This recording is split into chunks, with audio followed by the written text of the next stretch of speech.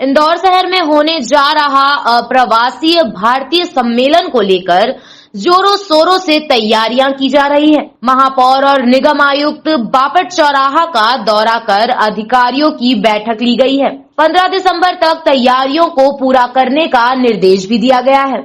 इंदौर शहर को अप्रवासी भारतीय सम्मेलन करने का अवसर मिला है।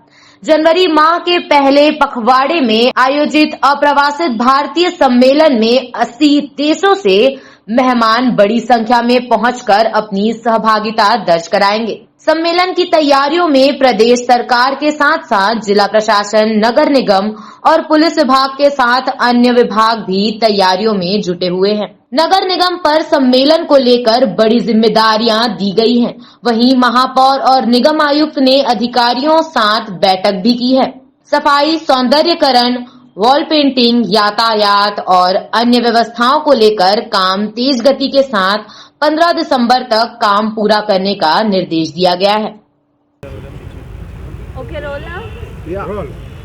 सर, आज आप लोगों ने पूरा दौरा किया है, किस तरह की तैयारियां हैं और हमने देखा कि बहुत सारी बाधित यहाँ पर चीज़ें नज़र आ रही हैं जिसको बहुत ज़्यादा इम्प्रूव करने की ज़रूरत है और समय सीमा भी कम है। इंदौर और पूरे भारत के लिए गौरव का विषय है कि इस बार का अप्रवासी भारतीय दिवस का बड़ा सम्मेलन इंदौर में होने वाला है।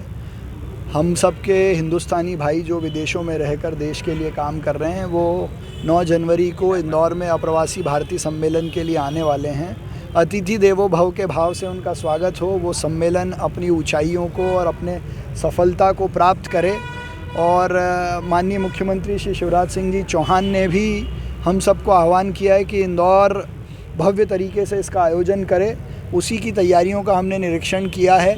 जहाँ कहीं रोडों का ब्यूटिफिकेशन होना है, नालों पे जो अतिक्रमण है उसको हटाना है, जितना सौंदर्यीकरण करके अच्छे से अच्छे तरीके से इंदौर को अंतर्राष्ट्रीय स्तर पर पटल पर दिखाने के लिए काम युद्ध गति पर जारी हैं। जो रुकावटें हैं उनको देखने और दूर करवाने के लिए ये दौरा हमने किया है।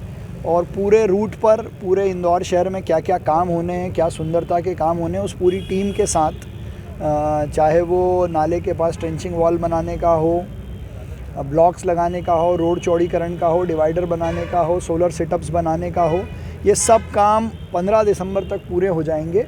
और उसी गति से काम करने के लिए अभी सभी को निर्देश भी दिए हैं। माननीय मुख्यमंत्री जी भी इसकी पूरी मॉनिटरिंग कर रहे हैं। उनके दिशा निर्देशन में इंदौर के स्वच्छता का, सौंदर्यीकरण का, सम्मेलन की तैयारी का काम युद्ध स्तर पे चल रहा है।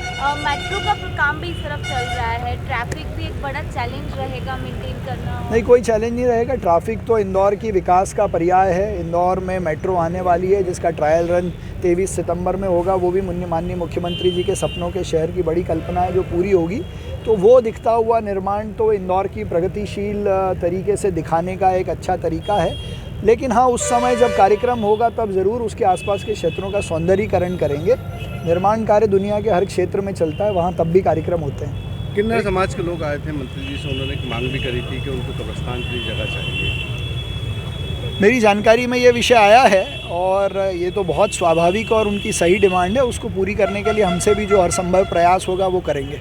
सर, आज समय आने वाली है मध्य प्रदेश के अंदर, जगह जगह होर्डिंग्स कांग्रेस लगा रही है इंदौर शहर के अंदर। दूसरी तरफ इसको लेकर मनाही की जा रही है। निष्पक्ष भाव से भारतीय जनता पार्टी का कार्यक्रम हो या कोई ऐसा क्या है, क्या प्रवासी भारतीय दिवस को लेकर के जो नगर निगम की तैयारियां चल रही हैं वो तैयारियां तय समय सीमा में निपट जाएं, ये हम लोगों की तैयारी है। आज सुबह इसी को लेकर मेयर साहब और हम लोगों ने एक बैठक भी की है। बैठक में 2 चीज़ों पे सहमति बनी है। पहला ये कि जो सफाई की टीम है वो अब पूरी ताकत से फील्ड में जुटे, और चूँकि सफाई इंदौर की यूएसपी और यही कारण है कि हम इंदौर में प्रवासी भारतीय दिवस होस्ट कर रहे हैं।